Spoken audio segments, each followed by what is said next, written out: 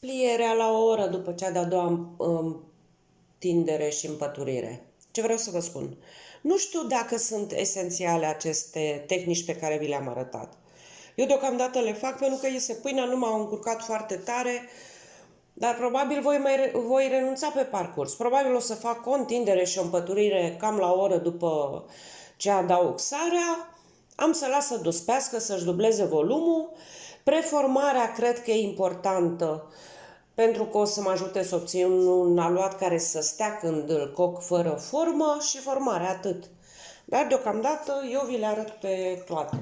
Oricum, de exemplu, la aceasta, la pliere, nu merge făcut chiar cum spune teoria. Pentru că e hidratat, dar nu e atât de moale. Nici, vă spun cinstit, nu știu ce să spun.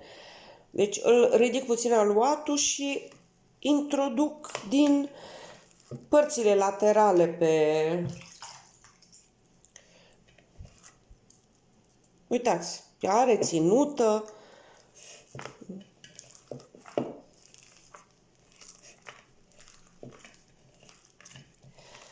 Am făcut o vas împăturire sau ce este, voi hotărâți dacă faceți sau nu. Sincer, nu știu dacă este chiar esențială sau importantă. Probabil un aluat mult mai moale, dacă hidratăm, făceam rețeta cu mai multă apă, ar fi esențială.